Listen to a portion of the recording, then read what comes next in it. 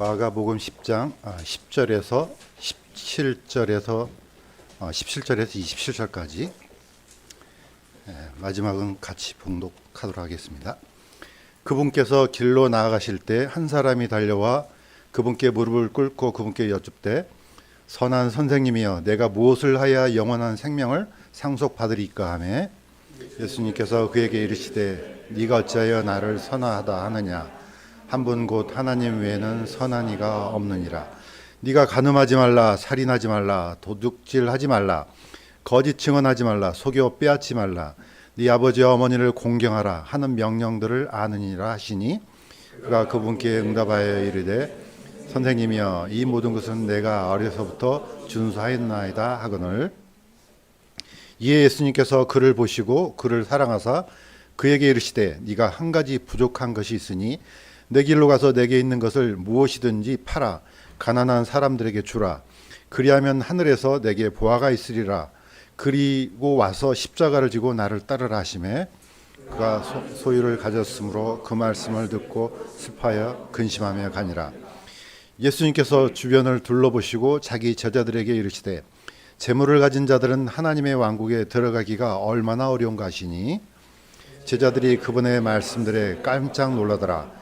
그러나 예수님께서 다시 응답하여 그들에게 이르시되 얘들아 재물을 신뢰하는 자들이 하나님의 왕국에 들어가는 것은 심히 어렵도다. 낙타가 바늘길을 지나가는 것이 부자가 하나님의 왕국에 들어가는 것보다 쉬우니라 하시니 그들이 극도로 놀라며 자기들끼리 이르되 그러면 누가 구원을 받을 수 있으려 하매 같이 읽도록 하겠습니다. 예수님께서 그들을 바라보시며 이르시되 사람들에게는 그것이 불가능하되 하나님에게는 그렇지 아니하니 하나님께는 모든 것이 가능하니라 하시니라. 아멘. 잠시 기도드리겠습니다. 하나님 아버지, 한 주간 동안 저희들을 주 안에 보호하셨다가 다시 이 자리에 모여서 주님께 예배드리게 하시니 감사합니다. 우리의 삶의 모든 여정 가운데 주님께서 함께 동행해 주시고 혹시라도 우리가 세상으로 기울어진 마음이 있다면은 이 말씀을 통해서 다시 세움을 받을 수 있도록 도와주시옵소서. 감사드리며 예수님의 이름으로 기도드립니다. 오늘 설교 제목은 지지난주와 똑같이 결단에 대하여 한 번 더 나눴습니다. 어떤 분이 사실 여기 우리 성도는 아니겠지만은 가끔 이렇게 질문을 하는 경우가 많습니다. 그래서 어떤 설교를 듣고 어떤 것들이 좀 의문이 나면은 가끔 메일을 보내더라고요. 근데 제가 이제 지난 시간에 이 구약의 신의 단에서 우상 숭배했던 금송아지 바쳤던 이제 그 사건에 대해서 얘기했더니 이렇게 얘기를 했습니다. 이게 현재 지금 우리하고 어떤 관련이 있는가? 이걸 약간 좀 짤막하게 좀 질문이 들어왔습니다. 그래서 이번에는 신약으로 그대로 옮겨서 다시 한번 말씀을 나누려고 이 본문을 선택을 했습니다. 사실 구약은 원리는 우리가 이해를 하죠. 우리는 이스라엘 백성들이 아니기 때문에 뭐 이스라엘 백성들처럼 막 누구를 죽이고 이럴 수는 없습니다. 또 뭐 희생 제사를 바치거나 이거는 원리입니다. 네, 그 원리가 다 어디에 나타나냐? 신약에 나타나죠. 그래서 우리는 모든 삶의 패턴, 원리나 또는 방향성은 신약을 통해서 우리가 이제 배워가는 거죠. 그럼 구약은 왜 필요하냐? 그거는 우리를 대표해서 이스라엘 백성들이 미리 하나님 앞에서 이제 가르침을 받고 어떤 이제 우리한테 이제 원리를 제공하는 거죠. 그래서 이제 우리는 그 속에서 이제 교훈을 찾는 겁니다. 그렇지만 오늘 읽었던 이 말씀은 대단히 중요하기도 하고 또 일생에 한 번은 이 부자 청년처럼 한 번은 질문을 해야 되기 때문에 오늘 이걸 다시 한번 나눠보도록 하겠습니다. 오늘 제목을 결단에 대하여 했는데 또 이게 또 연결됩니다. 이번 주에 이제 우리가 가을 특별 집회로 드디어 전도해서 그 사람들을 통해서 기도하면서 그 영혼들이 하나님께 돌아오도록 기도하는 마음으로 오늘 이제 이 말씀을 또 나누도록 하겠습니다.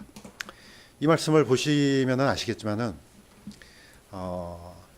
보통 이제 부자 청년이라 그러지만은 보통 이게 이제 일반적으로 굳어진 내용입니다. 뭐 성경에 부자 청년이란 말은 없죠. 근데 부자인 것은 분명하죠.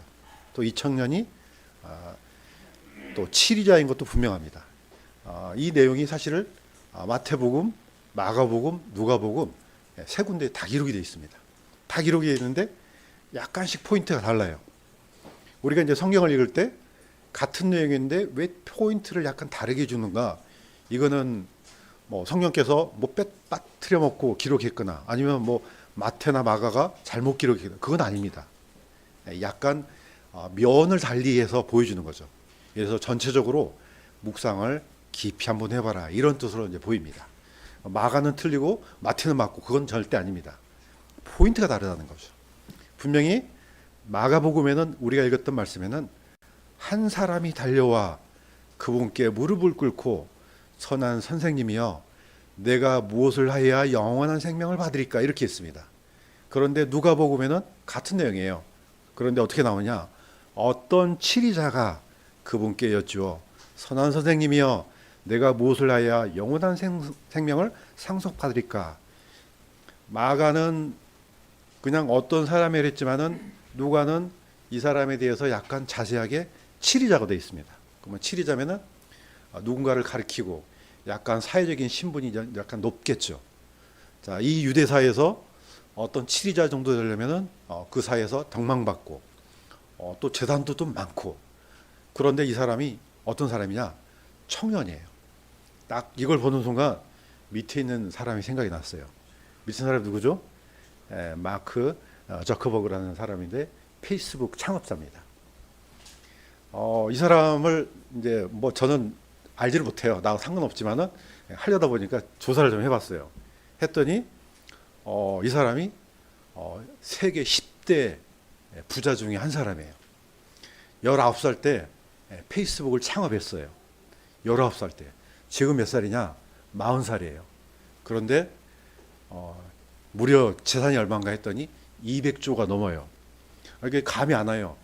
얼마나 많은지 이게. 그 다음에 전혀 부럽지가 않아요. 왜냐? 부럽다는 것은 나랑 조금 더 좋은 차 타고 조금 더 이래야지 부럽지. 이 사람은 뭐 나랑 상관없는 사람이네. 예. 그런데 왜 이 사람을 주목하느냐?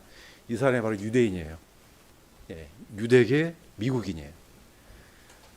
한번 세어봤더니 우리가 사실 살다 보면은 10,000원도 부족하면 얼마나 절절맵니까? 그런데 10,000원도 아니고 1억도 아니고 10억도 아니고 1,000억도 아니에요. 무려 200조예요. 아마 돈에 파묻혀서 죽을 수도 있어요. 자, 이 사람에 대해서 생각을 좀 해봤어요. 과연 이 사람은 유대인이고, 그러니까 이 성경 안에 있는 사람은 약간 비슷한 면이 있겠다 생각이 좀 들었습니다. 자, 그런데 이 사람도 살면서 왜 고민이었겠어요? 저는 고민이 있다고 봐요. 살면서 이 정도 돈이 있으면 아무 고민이 없을 것 같잖아요. 다 나름대로 다 고민이 있습니다. 왜냐? 아담 안에 있기 때문에요. 아담 안에 있는 사람들은요, 다 고민이 있어요. 자, 이 사람도 아마 언젠가는 한 번은 내가 어떻게 하면은 영원한 생명을 받을 수 있을까? 이 고민을 하지 않을까 생각이 듭니다. 그런데 이 사람이 만든 회사가 이름을 바꿨어요. 뭘로 바꿨는지 아시죠? 메타로 바꿨습니다. 그런데 굉장히 의미가 있다고 봅니다. 페이스북에서 메타를 바꿨는데 이 메타라는 단어가 굉장히 심오합니다. 이건 헬라어예요. 헬라어인데 이 메타라는 뜻이 뒤에 소유격이 붙으면 함께라는 뜻이 됩니다. 뒤에 목적격이 오면은 그 뒤라는 뜻이 돼요. 그러니까 굉장히 넓어요. 나랑 함께, 또 나랑 너랑 사이에, 그 다음에 그 이후에. 그래서 메타 유니버스를 줄여서 메타버스로 합니다. 그럼 무슨 뜻이 되냐면은 그 이후의 세계. 이 우리가 보는 이 세상 너머의 세계. 보통 우리는 메타버스 그러면은 뭐가 생각납니까? 가상세계 이렇게 하잖아요.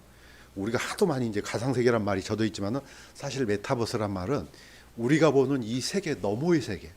그러니까 다음의 세계. 어떤 세계가 올지. 그래서 이름을 아마 메타버스로 지은 것 같아요. 표시는 어떻게 합니까? 팔자를 옆으로 놓으면 무한대입니다. 무한대의 세계입니다. 사실 가상세계는 무한대의 세계예요. 우리 이제 나이 드신 분들은 그게 뭔지 전혀 감이 안 왔습니다. 젊은이들은 이렇게 압니다. 그래서 옛날 중동에서 어떤 사람하고 계약을 맺을 때 우리는 이제 짐승을 쪼갠다는 거 알잖아요.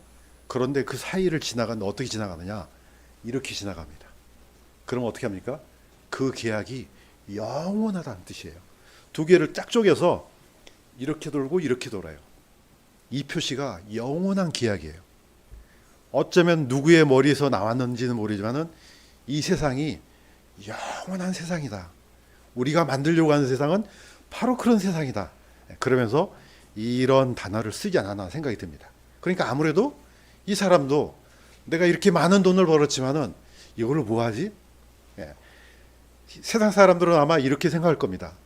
이 세상이 좀 더 발달되면은 아마 영원한 이상적인 세계가 오지 않을까? 이렇게 생각하면서 이 회사를 만들었지 않나 생각이 듭니다. 그러나 이 메타버스하고 성경에서 나온 메타버스는 다릅니다. 하나님께서 보여주시고 하는 영원한 세상은 그야말로 계시록이 있는 영원한 새하늘과 새 땅이에요. 이거는 인간들이 만들 수 없는 세상입니다. 자, 그래서 전도서 3장 11절에는 두 가지가 번역본이 두 가지가 나옵니다. 제가 읽겠습니다. 먼저 기억성경으로 읽습니다. 하나님이 모든 것을 지으시되 때를 따라 아름답게 하셨고 또 사람들에게 영원을 사모하는 마음을 주셨느니라. 기억성경은 이렇게 번역됐습니다. 원어는 똑같아요. 번역만 달라요. 자, 흠정역에는 어떻게 되어 있습니까? 그분께서 자신의 때에 따라 모든 것을 아름답게 만드셨고 또 그들의 마음속에 세상을 정하여 두셨느니라. 약간 감이 좀 다르죠. 이거는 맞고 틀리고의 문제가 아니에요. 이 히브리어의 단어는 올람이라는 단어가 있습니다. 이거는 영원한 시간이라는 뜻이에요. 이게 월드라는 뜻도 갖고 있습니다. 그러니까 밑에는 어떤 세상을 정해줬다. 감이 안 왔죠. 이걸 하나만 덧붙였으면 얼마나 좋았을까 생각돼요. 그들의 마음속에 영원한 세상을 정하여 주셨으니, 그러면 아주 기가 막힌 번역이 된다고 생각됩니다. 위에는 더 쉬워요. 영원한 마음, 영원을 사모하는 마음을 주셨다. 이거는 본능입니다. 이거는 하나님이 주셨어요. 우리가 그냥 오늘만 살다 죽을래, 이런 사람이 어디가 있겠습니까? 그냥 나는 그냥 오늘만 살고 내일은 없어, 이렇게 말하는 사람조차도요 본능은 못 숨겨요. 계속해서 끊임없이 살고 싶잖아요.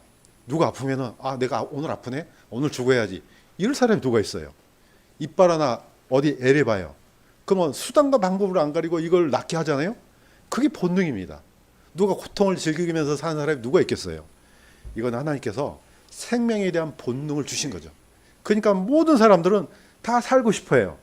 그냥 단순히 사는 게 아니고 사실 영원히 살고 싶은 마음이 다 있는 거죠.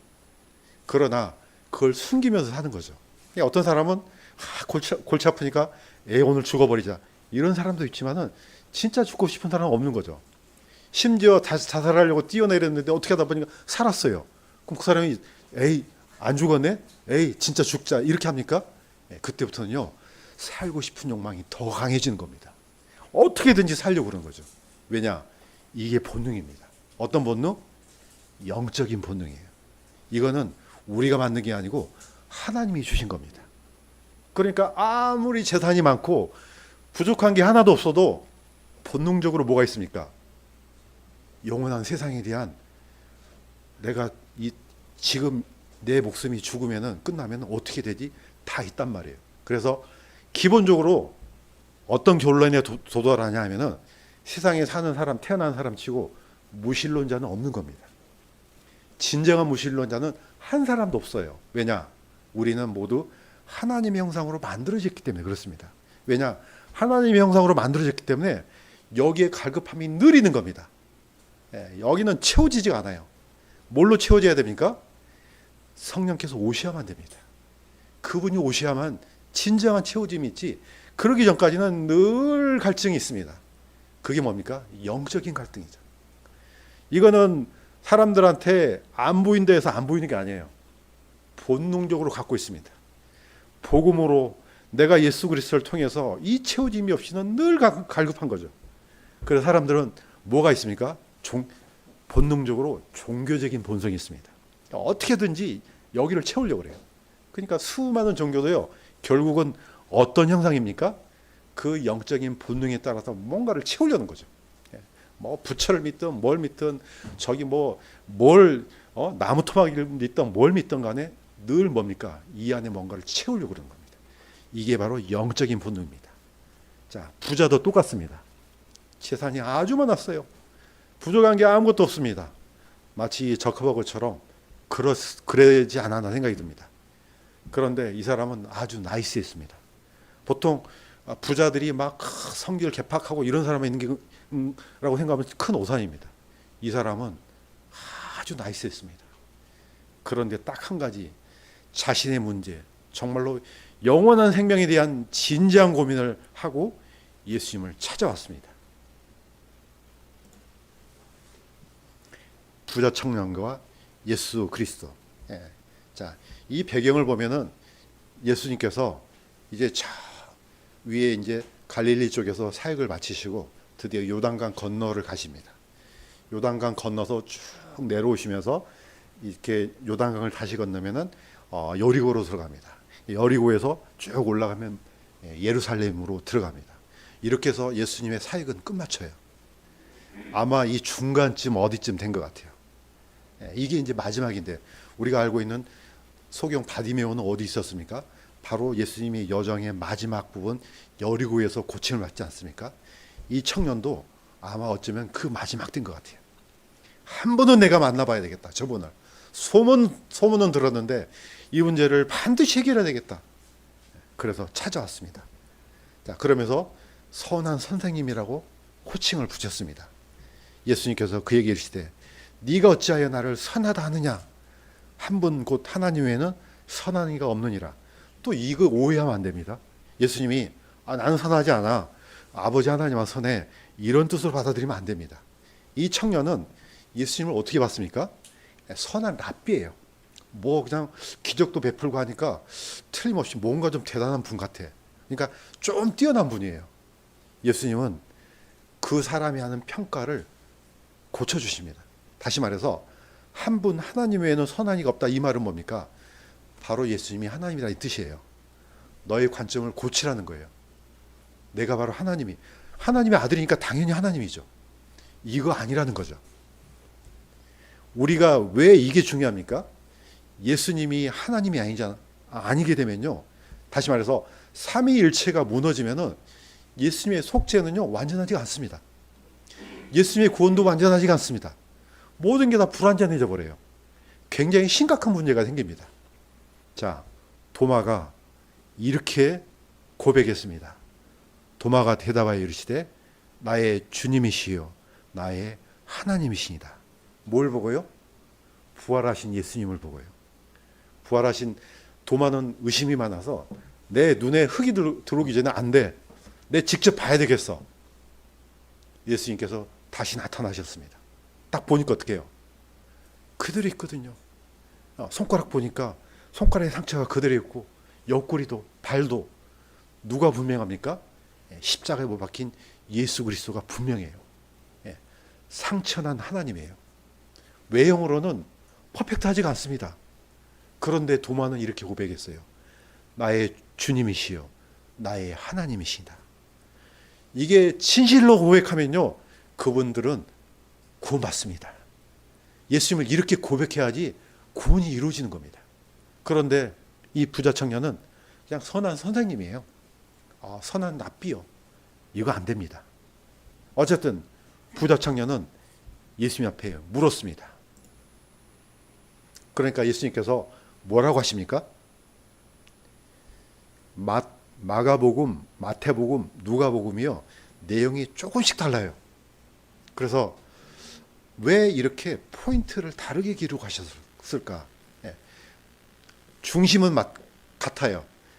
10계명 중에 5계명부터 10계명이 들어있는 것은 맞아요. 그런데 포인트가 약간 틀려요. 우리가 아까 읽었던 말씀은 마가복음 10장에서 19절이에요. 이렇게 돼 있습니다. 간음하지 말라, 살인하지 말라, 도둑질하지 말라, 거짓 증언하지 말라, 속여 빼앗지 말라. 속여 빼앗지 말라는 말이 들어있죠. 그런데 마태복음에는 이것 대신에 뭐가 있습니까? 내 이웃을 내 자신과 같이 사랑하라. 이게 들어있습니다. 그러면은 누가 맞습니까? 이거 마가가 뭐가 깜빡했네? 아니 마태하고 마가가 왜 틀리지? 고민할 필요가 전혀 없습니다. 다 누가 기록했습니까? 성령의 감동으로 기록된 성경이에요. 둘 다 똑같아요. 그러나 포인트가 달라요. 마가는 하지 말라에다가 포인트를 넣습니다. 마태는요, 하라는 데다 포인트를 넣습니다. 이거하고 똑같은 게 사도 바울이 기록한 로마서에 그대로 있습니다. 이거는 같이 한번 읽도록 하겠습니다. 시작. 너는 간음하지 말라. 너는 살인하지 말라. 너는 도둑질하지 말라. 너는 거짓 증언하지 말라. 너는 탐내지 말라. 한 것과 다른 어떤 명령이 있을지라도 그것은 너는 내 이웃을 내 자신과 같이 사랑하라 하신 이 말씀 안에 간략하게 들어있느니라. 사랑은 율법의 완성이니라. 이게 정답입니다. 이 부자 청년한테 예수님이 왜 이렇게 하셨을까요? 자, 10계명이 있지? 앞에 계명은 다 뺐어요. 어차피 안 돼요. 왜 안 되냐? 이 부자 청년은 1계명부터 어긴 거예요. 그러니까 뒤편부터 얘기를 합니다. 자, 그러면서 속여 빼앗지 말라. 그 다음에 마태복음은 내 이웃을 내 자신과 같이 사랑하라. 이걸 집어넣습니다. 그러면서 보면은 마지막에 사도 바울이 어떻게 딱 정확하게 얘기를 하냐. 탐내지 말라. 이거는 마지막 10계명이에요. 10계명 중에 마지막 계명이 탐내지 말라는 겁니다. 그러면서 이거 다 있을지라도 내 이웃을 내 몸과 같이 사랑하라 하신 이 말씀 안에 다 들어간다. 왜냐? 사랑은 율법의 완성이니라. 율법이 613가지, 10계명은요 613가지를 완전히 압축한 겁니다. 10가지. 이 10가지를 압축한 게 딱 하나로 나와요. 뭡니까? 내 이웃을 내 몸같이 사랑하라. 이거 하나에 다 끝나는 겁니다. 자, 그래서 우리는 율법이 뭔가를 한 번씩 생각을 해봐야 됩니다. 율법은 이거는 거울입니다. 우리 마음을 비추는, 정교하게 비추는 거울입니다. 물론 이스라엘 백성들은 이걸 지켜야 돼요. 그렇지만은 가장 포인트는 어디입니까? 마지막 10계명 중에 마지막이에요. 뭐냐? 마지막은 탐내지 말라는 겁니다. 왜 이 명령을 주셨겠습니까? 하나님은 사람을 만드셨기 때문에 사람이 지킬 수 없는 명령이 뭔지 정확하게 하세요. 이 탐심은요 여러 모양으로 드러납니다. 뭐 돈만 탐낸다고 해서 이 탐심이 아니에요. 여러 형태예요. 심지어는 자기도 모르는 탐심이 있는 겁니다. 유대인들은 특별히 어떤 탐심입니까? 영적인 탐심이에요. 우리는 선민이야. 선택받았지. 이게 탐심이에요. 아주 높아요. 이거는 자신도 몰라요. 교만입니다. 안식일, 너희들 안식일 안 지키잖아. 나는 지키잖아. 탐심입니다. 아주 정교하게 자신까지도 속이는 게 바로 탐심입니다. 나는 너희랑 달라. 나는 이런 존재야. 탐심입니다. 이 마지막 부자가 놓친 게 하나가 있는 게 뭐냐면 마지막 계명을 사실은 못 지킨 거예요. 그래서 예수님께서 너 가진 재산 다 팔아. 그 다음에 다 나누죠. 만약에 정말 팔아요. 그러면 구원받습니까? 다 팔아도 안 됩니다.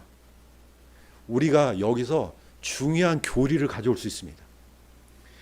절대로 우리의 구원은 사람 행위로는 안 됩니다. 그건 불가능해요. 아담 안에 있는 사람들은 어떤 행위라도 구원받을 수 없게끔 되어 있습니다. 이게 바로 교리입니다. 자, 히브리어로는 토라입니다. 토라가 모세에 오용도 되지만요, 가르침, 교리란 뜻도 돼요. 만약에 아브라함이 믿었어요. 그 다음에 아들을 드렸어요. 드려서 구원받았나? 로마서 사도 바울은 이거 강조하잖아요. 만약에 아브라함이 행위로 어렵게 됐으면 자랑할 게 있다. 그러나 안 된다는 거죠. 이거 오해하면 절대로 안 됩니다. 오늘 우리 침례에 대해서 배웠지 않습니까? 그리스도 교회라는 게 있습니다. 그리스도 교회는 침례 중생을 가르쳐요. 저기 보니까 침례를 받아야지 구원받나 했네. 침례를 받아서 구원받습니까? 불가능해요. 구원은 마음에서 이루어지는 겁니다. 그럼 침례는 뭡니까? 마음에서 이루어지는 것이 밖으로 드러나는 겁니다. 그래서 믿음과 행위는 절대로 분리되면 안 되는 겁니다.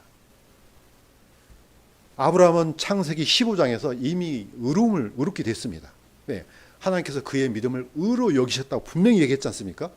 이미 의롭게 됐어요. 그러면 왜 22장이 필요하냐 이거죠. 하나님은 아세요.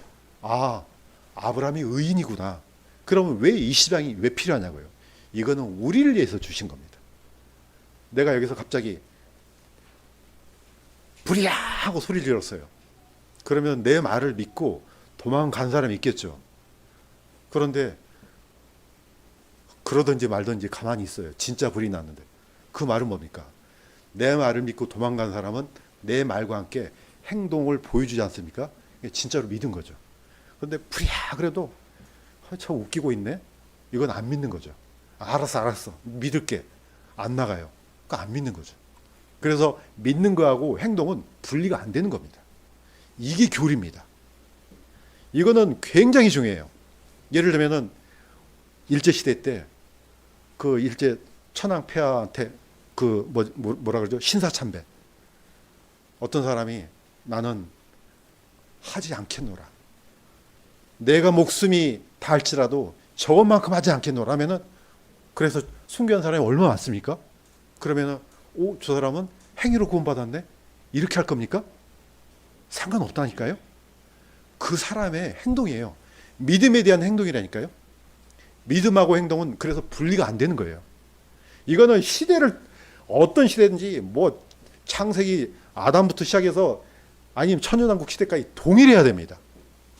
뭐 조금 어떻게 하면은 뭐 행위 플러스 이거 안 되는 거예요. 자, 왜 최초의 의인을 아벨로 잡습니까?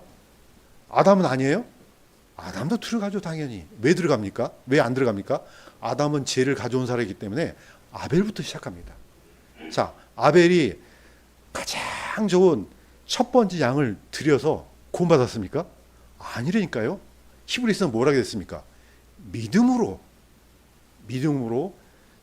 그 어린 양 첫 번째 양을 드렸다 나왔지 않습니까? 믿음이 먼저인 거예요.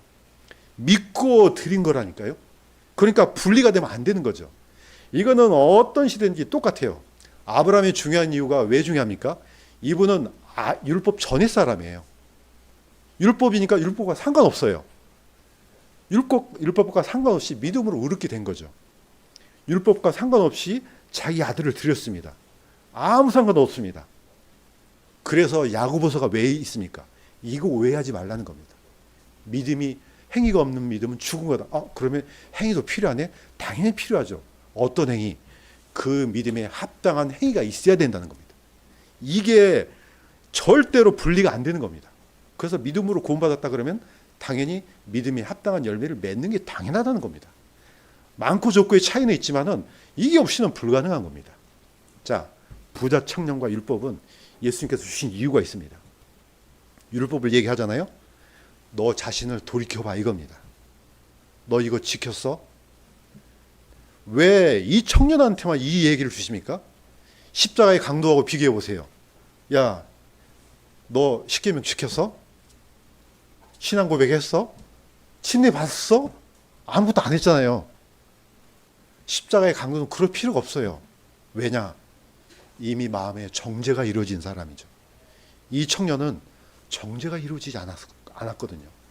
뭘 지금 속이고 있습니까? 자기 안에 이 탐심은요, 곧 신입니다. 이거 놓치는 겁니다. 내 안에 이 신은요, 다양한 형태로 있습니다. 근데 자기도 몰라요. 이거 무너져야 됩니다. 이 사람이 고민했던 것은 이거 지킬까 말까 이거 고민한 게 아니에요. 자, 한 번 더 보겠습니다. 사도 바울과 율법 다시 한번 우리 반복하도록 하겠습니다. 첫 번째 시작. 율법이 죄냐? 아니라 오히려 율법을 통하지 않고서는 내가 죄를 알지 못하였으리니 율법이 너는 탐내지 말라 하지 아니하였더라면 내가 탐욕을 알지 못하였으리라. 그래서 골로새서에는 아주 직통으로 날립니다. 탐욕은 우상숭배니라. 탐심은 우상숭배니라. 이것들로 인하여 하나님의 진노가 불순종의 자녀들에게 임하느니라. 탐욕이 우상숭배란 말은 사도 바울이 처음 해준 겁니다. 사도 바울은 이 율법을 거의 다 지키는 사람이에요. 본인도 나는 율법으로는 흠이 없는 사람이라 했습니다. 당연히 외형적으로는 흠이 없어요. 철저하게 지켰거든요. 바리새인들하고 차이점은 뭐냐? 바리새인들은 하는 척하는 사람들이에요. 하는 척하니까 전혀 무겁지가 않죠. 그러나 사도 바울은 진짜 행동으로 다 지켰던 사람이죠. 저 에베레스트 맞나요? 에베레스트 산, 세상에서 제일 높은 사람, 진짜 올라간 사람하고 중간에 갔다 내려온 사람하고 똑같습니까? 중간에 갔다 내려온 사람이 올라갔다니 뭐 말이야, 공기가 희박하고 이렇게 말하는 사람은 들통나요. 진짜 간 사람은요, 그 말하는 톤이 틀려요. 사도 바울은 이걸 다 지킨 사람이에요. 그런데 딱 한 가지 뭡니까? 탐심. 탐내지 말라. 여기서 무너진 겁니다. 이거는 내가 어떻게 절제가 안 돼요. 이거는 내가 감춘다 해서 감춥니까? 안 되는 거죠. 사도 바울은 이 정결한 정미한 율법 앞에 자신을 드러냈습니다. 딱 보니까 내 안에 이런 무서운 게 도사리고 있었구나. 여기서 무너진 겁니다. 그래서 뭐라 했습니까? 나는 죄인 중에 괴수로다. 내가 죄인 중에 우두머리구나. 이거 지키려고 누구까지 죽였습니까? 스데반까지 죽였지 않습니까? 이게 바로 탐욕이라는 겁니다. 네가 감히 내가 믿는 신을 무너뜨려, 이겁니다. 사도 바울은 그 전에 신이 하나님이 아니에요. 탐심이에요. 그래서 마가복음을 선택한 이유가 있습니다. 마가복음에는요, 마태복음, 누가복음, 다른 복음에 없는 표현이 하나 있습니다. 제가 읽겠습니다. 예수님께서 그를 보시고 그를 사랑하사 그에게 이르시되 네가 한 가지 부족한 것이 있으니 내 길로 가서 내게 있는 것은 무엇이든지 팔아 가난한 사람에게 주라. 그리하면 하늘에서 내게 보화가 있으리라. 그리고 와서 십자가를 지고 나를 따르라. 이 표현이 마가복음에만 있습니다. 다른 데는 없어요. 저는 이 마가가 굉장히 압축해서 성경을 어떻게 기록한 사람이거든요. 그런데 희한하게 이 부분만큼은 아주 명확하게 기록합니다. 뭡니까? 십자가를 지라는 겁니다. 이거는 굉장히 중요한 명령입니다. 자, 십자가는 어떤 부분에서 굉장히 엄청난 거냐? 십자가는요, 죽으러 가는 겁니다. 나중에 예수님께서 십자가에서 6월절 때 십자가를 지고 어디로 갑니까? 골고다로 가서 돌아가시지 않습니까? 짊어진 사람은 죽으러 가는 거예요. 이게 예수님의 십자가거든 아니면 내가 짊어질 십자가거든 구분하지 않고 상관없습니다. 십자가를 졌다는 것은 너는 곧 죽음의 길로 가야 돼, 이겁니다. 그런데 저는 처음에 이거 너무 고통스러운데? 이거는 고행이 아니에요.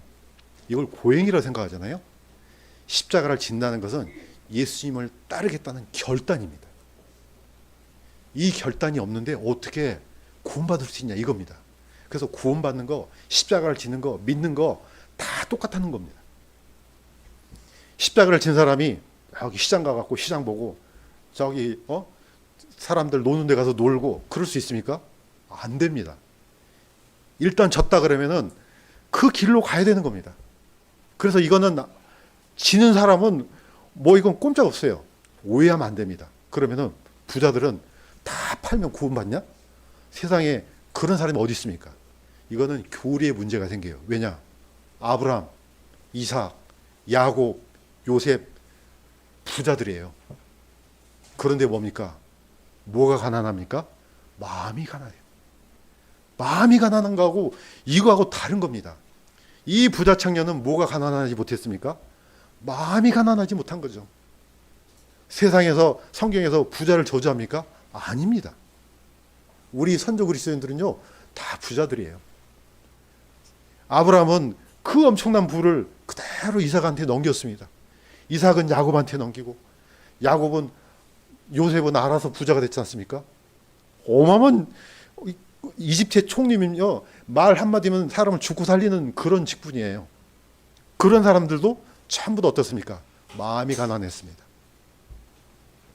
십자가를 지라는 이 말에 이 부자 청년은 고민하기 시작합니다.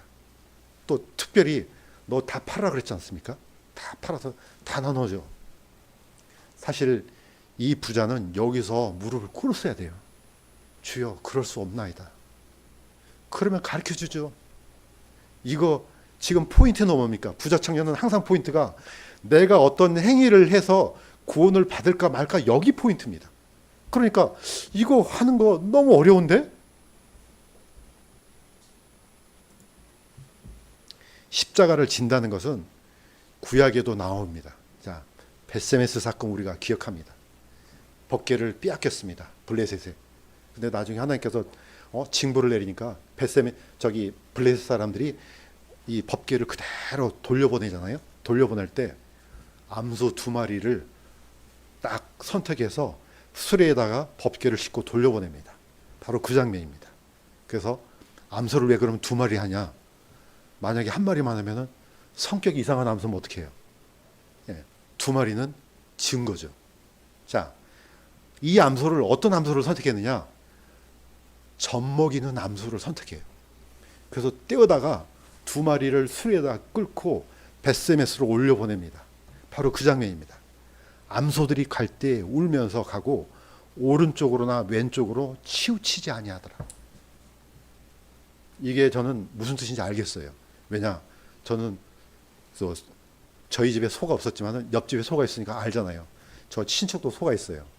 옛날에 시골에서 저희 친척 중에 한 분이 소를 키웠는데 암소를 키웠어요. 그런데 왜 키우느냐?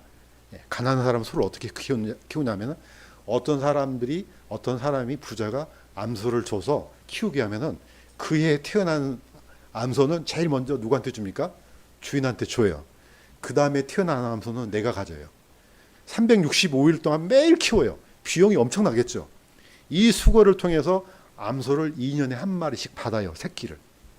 그런데 저는 이 장면을 봤어요. 자, 새끼가 젖을 때잖아요. 그러면은 주인이 와서 그 새끼를 데려가요. 그러면 암소가 잘 가 이렇게 합니까? 이렇게 큰 이 눈에서요 진짜 눈물을 흘러요. 막 소가 울어요. 저는 그걸 보고 야, 이거 소고기 먹으면 안 되겠는데. 그래서 며칠은 안 먹었어요. 뭐 잊지도 않았지만 나중에 다 잊어먹어요. 이게 소뿐만 아니에요. 모든 짐승은요 다 모성 본능이 다 있어요. 이걸 왜 이렇게 합니까? 가장 모성 본능이 강할 때 2 암소를 채워서 올려보내잖아요. 근데 이 암소가 이 본능을 이겨내요. 모성의 본능을 이겨내서 하나님의 뜻에 따라서 올라갑니다. 그런데 나중에 어떻게 합니까? 기껏 갔더니 어떻게 합니까? 자기가 끌고 온 수레를 나무를 패가지고 거기다가 번제로 드려요. 누구에 대한 예표입니까? 예수 그리스도에 대한 예표죠. 예수님께서도 할 수만 있으면은 이 잔을 지나가게 하소서. 이건 본능이에요. 누군들 고통을 막 아픈데 막 기쁜 사람이 누가 있겠습니까? 가능하면은 고통을 지나가게 하소서. 그런데 내 뜻대로 하지 마시고 아버지의 뜻대로 하소서. 이거 이겨내시잖아요.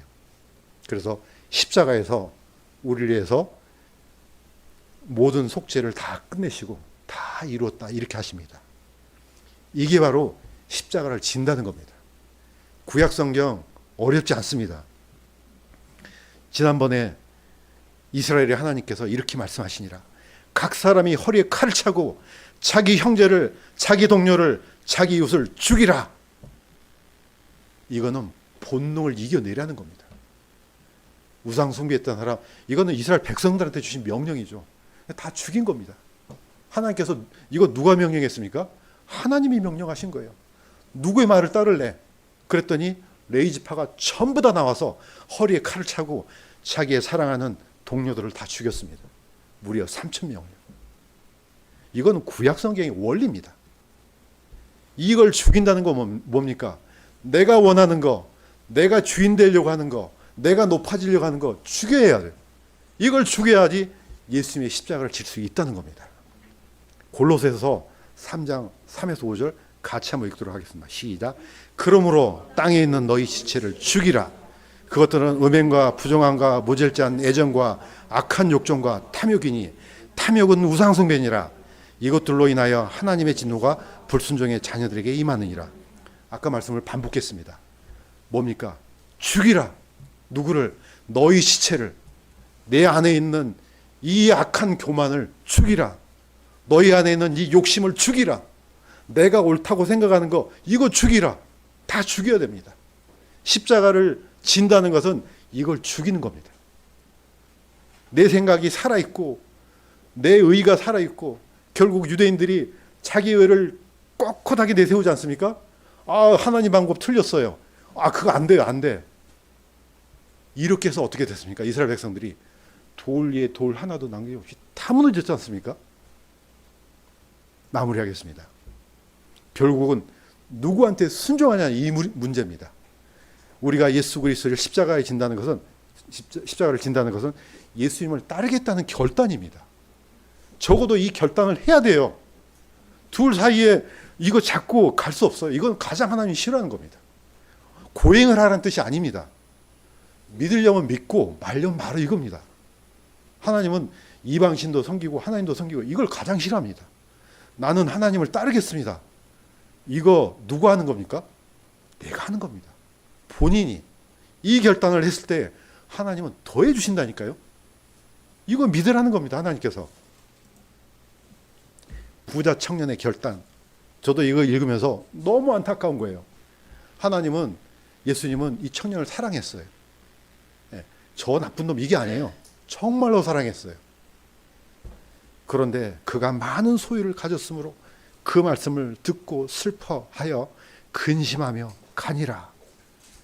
이게 끝입니다. 이게 안 되는 겁니다. 결국 부자 청년 안에 있던 것은요, 재물이 아니고 뭡니까? 신이라니까요. 바로 탐심의 신, 이 욕심의 신, 재물의 신, 이게 있는 이상 예수님은 거기 안에 들어갈 수가 없는 겁니다. 그래서 다 팔아라 그랬던 거죠. 정말로 이 사람이 여기 와서 이 말씀에 무릎을 꿇었더라면 예수님이 왜 해답을 안 주셨겠습니까? 이 구절은요, 이 부자 청년한테 주셨어요. 다 맞는 사람마다 너 다 팔아. 이렇게 했습니까? 아니라니까요. 그럴 필요가 없어요. 세리나 또는 저기 창이나 가난한 사람들은요, 어차피 가진 게 없기 때문에 이를 내세울 게 없습니다. 그러니까 이 말씀을 안 해요. 그러나 이 부자 청년은 하나님은 아시지 않습니까? 그 마음속에 뭐가 있는지. 아, 저 안에 저 신이 들어있구나. 안 되는 겁니다. 그래서 우리는 이 부자 청년이 내린 결단의 길로 가서는 안 된다고 저는 생각됩니다. 오늘 여기에 모이는 우리 강남 성서침례교회 성도들은 다 십자가를 지고 예수님을 따라가는 그런 하늘의 귀중한 성도들임을 믿습니다. 기도하겠습니다. 하나님 아버지, 안타까운 사건이 아닐 수가 없습니다. 이 청년이 이 참으로 자신의 이 재물을 버리고 그 안에 있는 탐욕을 버리고 예수님을 쫓았더라면 영원한 생명을 받았을 터인데, 이런 이 기록을 통해서 우리에게 주시는 크나큰 교훈이 있을 줄로 믿습니다. 우리는 이런 바보 같은 결단을 내리지 않도록 도와주시옵소서. 참으로 영원한 세상, 우리의 영원한 본향을 향해서 가는 우리의 발걸음이 십자가를 지고 가는 발걸음이 될 수 있도록 도와주시옵소서. 감사드리며 예수님의 이름으로 기도드립니다.